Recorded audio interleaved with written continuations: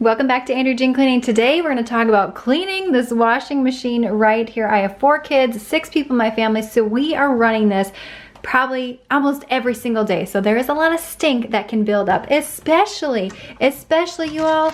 I like these. I know many of you hate them, but these do add to the stink factor, especially if you're using them over a prolonged period of time. So I find this starts to get stinky, I would say every 3 months or so. I got to do a little home remedy. I have bought the Tide packets that you can put in here. They're very potent, so you have to have a very well ventilated area. And because I have 4 children, I don't love that option. You'll also notice here, we're going to talk about these lemons here in a second. These are amazing and they smell awesome. Who doesn't love a good lemon? On this particular washing machine, this is a Maytag. We got this, I don't know, 3 years ago. There is a cycle on here. It says clean wash with a fresh. They must have had a deal with a fresh, or this particular company developed the product. I'm not really sure on the relationship right here, but they are tablets, commercial tablets that you can drop in here, run your cycle on a warm or hot normal rinse mode and use, or you could run it on this cycle right here. Your washing machine may have something similar to this, but if you ever see something like this, just pay attention to it. You do have this option right here. But I'm going to talk about some options that most people have with their washing machine, whether it's new or old. 3 products that you may love. I absolutely love them, and you probably have them laying around your house already. Now, I've made several videos on this topic already, but this is just new and improved, and we're using something a little different here today. I'm obsessed with citric acid. You can buy citric acid in a powder form. In fact, I've done a ton of cleaning videos on it, or you can just get a lemon right here. People love lemon because it is acidic. That's the same reason people love vinegar. So if you hate the smell of vinegar, this is a nice alternative for you right here. But what you want to do, you'll notice there's several kind of slots where mold and mildew and mineral deposits can fester up, if you will. As you have a front load washer, I've done a video on that at my mom's house, you want to make sure that you are cleaning this part out as often as possible, especially the rubber flap with the front loaders. After every wash, I would wipe that down with a towel. Now, this doesn't collect mold as easily as the rubber gaskets do on the front loaders right here, but you want to make sure that you are wiping down this as often as possible. And then deep down in the basin here, you also want to give that a good clean. I know many of you are like, well, I put detergent in there, isn't it cleaning it?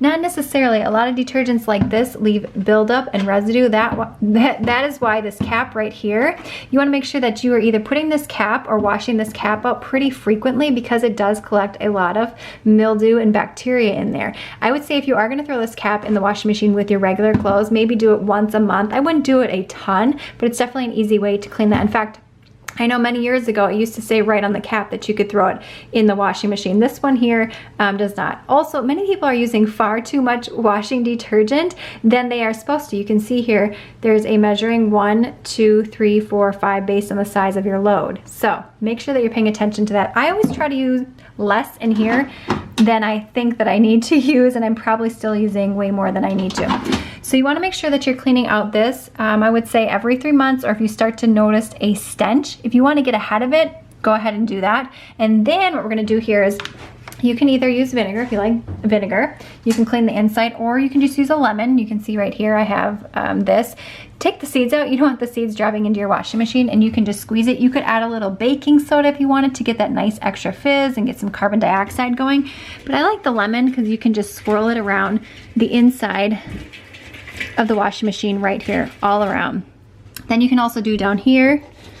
And again, the citric acid will help break up any bacteria that is housed within the washing machine. The other idea, which I love as well, rubbing alcohol, and I have it in a spray bottle right here. I use this to clean carpet. I use this to clean almost anything in my house. De-stink your shoes. I had a cat we recently had to put down, and I use this for urine smells. Like, this stuff's amazing. So if you have some really stinky stuff going on and you're finding that the vinegar and the lemon is not doing the trick, I would bust out the rubbing alcohol right here. Now again, I do have another bottle of this that you could use with just vinegar. Spray it around in your washing machine like so. Let it sit and do its job so that it can properly disinfect. Many people are wiping things away too early, especially with products like this or those Clorox wipes, and so they're not allowing proper time for the liquid in there or whatever solution you are using to properly kill the bacteria. So you can spray this in and around your washing machine and let it sit.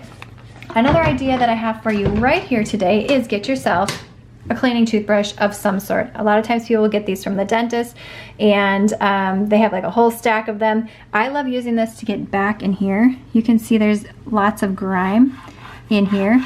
So I will use that to get around the side after I've sprayed it. So we're gonna do an initial cleaning right here, around in here, and then back in here if you can, which this is why the toothbrush is nice because it can get in those corners, especially, this is really good, look at that you guys, a front loading washing machine as well. Down in here where you may put bleach or something else, you want to make sure that you're cleaning this out where bacteria is housed. So what I would do is I'm just going to spray a little bit of my rubbing alcohol in here.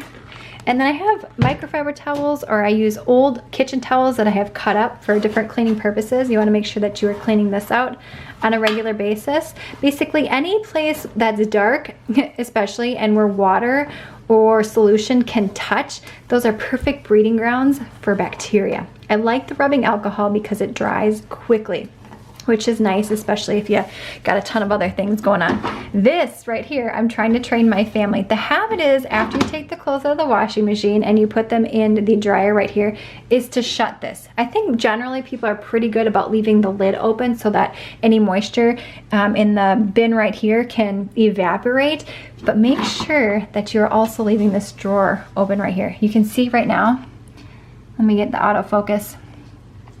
There's liquid still in here. So again, this is where I'm going to take my toothbrush. This is where I like the rubbing alcohol. Spray it in there and get deep in there and leave this open in between each time that you use your washing machine. Get it all nice and clean and shiny and like brand new. Now, here's a little extra, oop, lost the toothbrush. Here's a little extra bonus tip for you. Many people will use white vinegar instead of fabric softener right here, and that works great. The vinegar helps break up the grime that gets stuck to fabrics, and then it makes them feel a little bit more fluffy. And you can't really tell the vinegar smell, at least I can't, that's my personal opinion on it, but many of you are sensitive to vinegar and you don't love it, or maybe, I don't know, you just don't love it for whatever reason. This is what I'll often do, is I will grab some lemon instead of using the vinegar, and I'm going to put this in my softener again because this is acidic. And I'm going to use this instead. Now you want to make sure that you don't get any seeds in there. Get those out. That could be problematic for your washing machine. So there you go. I mean, I've dropped pennies in my clothing and all that stuff too. But in a compartment like this, you're going to have a bigger problem on your hands. So make sure you're not getting any seeds in there. And you can use lemon to break up the grime and the mildew that may get stuck to your clothing, residue left from fabric softener or dryer sheets, or just everyday wear and tear. My husband and I both work out on a regular basis, so we get some stinky clothes, and the acid from either the vinegar or the lemon right here can definitely help break up those stinky smells. No need to laundry strip. I did a whole video on that as well. It's completely unnecessary. And in terms of cleaning the outside of your washing machine, you can use the same rag, depending upon how dirty you got it, to clean in and around to make your washing machine look nice, shiny, and new again. But again, leave that lid open whenever you are doing laundry, and the dispenser right here. So these are some problem areas that people often find when it comes to their washing machine. Rather than going to the store and purchasing a commercial product such as a Fresh or Tide, you can use vinegar, rubbing alcohol, or a good old lemon to make things white, bright, new, and smelling awesome, and get that stinky smell that's housed in and around your washing machine right here. All right, if you enjoyed this simple video to help you make cleaning easier and more efficient for you, give it a thumbs up, subscribe if you are new, and I will see you, my friend, in the next one.